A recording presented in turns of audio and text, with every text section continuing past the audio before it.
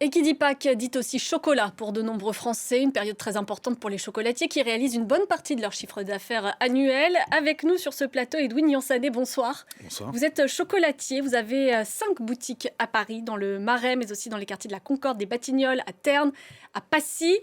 Votre maison, Edward, cartonne plutôt pas mal. Vous êtes venu, on le voit sur le plateau, les mains pleines, et dans un instant, vous allez nous présenter vos créations. Mais d'abord, racontez-nous un peu comment vous avez préparé cette période de Pâques. Est-ce qu'il faut s'y prendre longtemps à l'avance pour que tout soit prêt?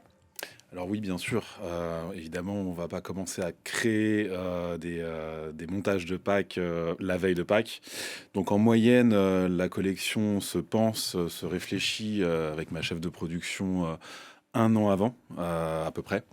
Et un petit peu après Noël, on commence déjà à préparer les montages de Pâques. Est-ce que ça a bien marché cette année pour vous? Vous Pour avez déjà pu l'instant, faire un premier bilan? Pour l'instant, ça fonctionne plutôt pas mal, mais il y a encore quelques heures, j'étais dans le tunnel de ce qu'on appelle le tunnel de Pâques, donc j'ai pas encore regardé tous les chiffres, mais c'est plutôt pas mal, ouais. Est-ce que c'est terminé ou ça va se poursuivre dans les jours qui viennent?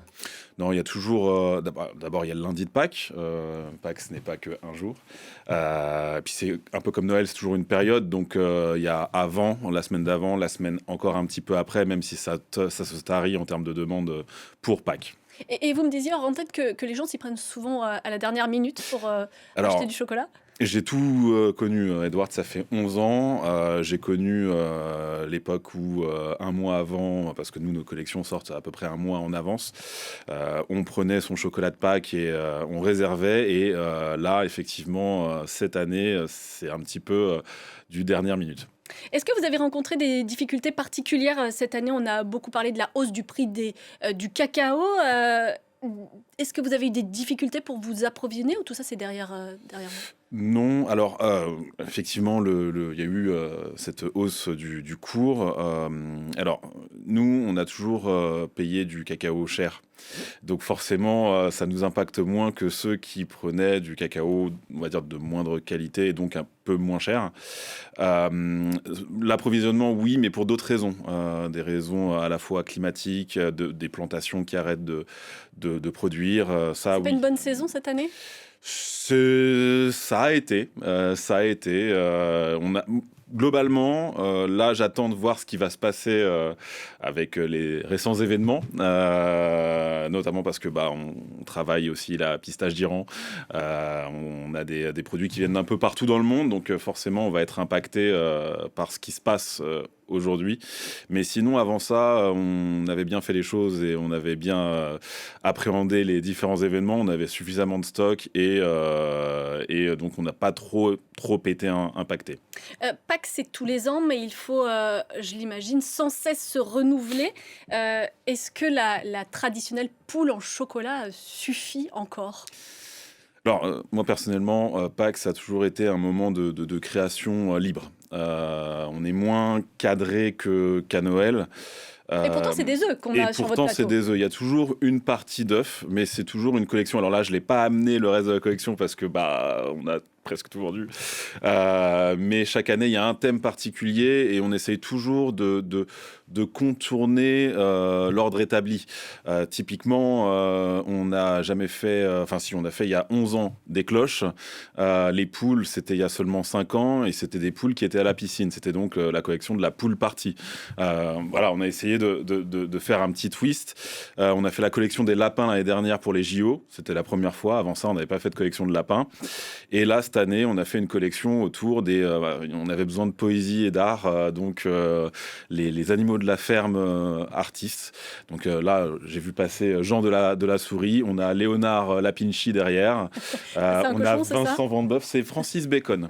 C'est Francis D'accord. Bacon. Donc tous avec garni de choses parce que c'est important.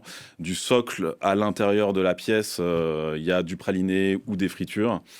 Donc ouais, chaque année ça change avec des thématiques qui changent également. Et est-ce qu'il y a un produit qui marche particulièrement et ça fonctionne chaque année à tous les coups? Alors oui, j'ai amené sur ce plateau un œuf entièrement garni de praliné.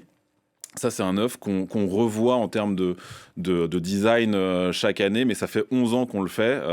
Ça, c'est un peu important. Avec des intérieurs. C'est une valeur sûre. On en fait 3 différents. Donc là, je vous ai amené un œuf praliné maïs soufflé grillé à l'espagnol. Mais on a également un œuf garni entièrement de praliné pistache d'Iran ou noisette. Une version végane également, parce que on a des allergiques et des véganes en client. Et puis donc il y a toujours une pièce œuf de Pâques. Ça, c'était la nôtre cette année. Donc c'est un coquetier avec 2 œufs, un œuf garni entièrement d'un praliné au riz grillé japonais et un autre entièrement garni de petites billes croustillantes de farine de riz et de maïs. Voilà, donc on a toujours 2-3 pièces qui fonctionnent mieux que d'autres, mais les œufs, c'est ce qui part souvent en premier. Pâques, c'est le moment de l'année où vous réalisez votre meilleur chiffre d'affaires? Alors c'est un petit peu une guerre entre Noël et Pâques, ça dépend des années, mais effectivement c'est une bonne grosse partie du CA de l'année. Fut un temps on était à 47%. Donc c'est énorme. Cette année, on a aussi beaucoup alerté en France sur la présence de cadmium dans le chocolat. Le cadmium, on le rappelle, c'est ce métal lourd soupçonné de provoquer cancer, insuffisance rénale, ostéoporose, troubles cardiovasculaires. C'est pas très rassurant.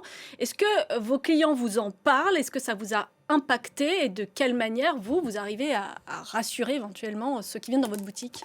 Alors effectivement, nos clients nous en parlent. Alors nous, on ne l'a pas découvert aujourd'hui, évidemment. Et il se trouve que c'est plutôt réglementé en France. Il y a des taux ainsi que des analyses obligatoires. Sinon, on risque quelques années de prison et quelques milliers d'euros d'amende. Donc ouais, non, on les rassure en leur expliquant ça, que tout est contrôlé en réalité. Alors moi, j'étais un petit peu surpris que ça tombe à un moment où on est justement en pleine crise du cacao, mais plus exactement où le cacao ivoirien et ghanéen était impacté, qui représente, dernier chiffre, je crois que c'était 70% de la production mondiale. Cacao qui est d'une qualité que moi je n'apprécie pas trop, et qui donc arrive au bon moment contre justement le cacao d'Amérique centrale qui serait impacté et visé sur le cadmium. Oui, parce qu'on dit qu'il vaut mieux acheter du chocolat finalement d'Afrique, du cacao d'Afrique qui est moins riche en cadmium que le cacao d'Amérique latine. Et moins riche en qualité.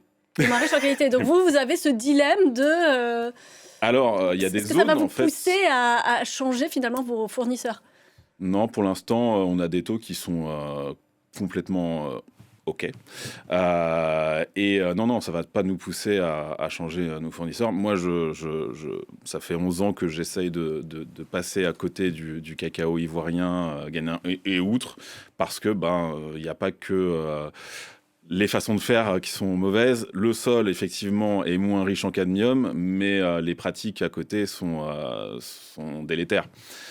Donc oui, il y a des zones au Venezuela, au Mexique, un peu partout en Amérique centrale, mais pas que, aussi en Asie du Sud-Est, où il y a du cadmium à des taux différents, et ce que nous prenons n'est pas riche en cadmium. Eh bien écoutez, est-ce que, en tout cas, vous ne voyez pas d'impact sur vos ventes? Non, pas à ce niveau-là. Bon, le français a du mal à renoncer à son petit plaisir. On vous remercie beaucoup d'être venu, Edwin Yansané, sur moi qui vous remercie. Le plateau de France 24. Et désolé, mais on va hors antenne avoir le plaisir de pouvoir goûter à vos créations. Je vous laisse tout. Et on est très reconnaissant. On va passer maintenant à l'actualité sportive. C'est avec Cédric Ferreira.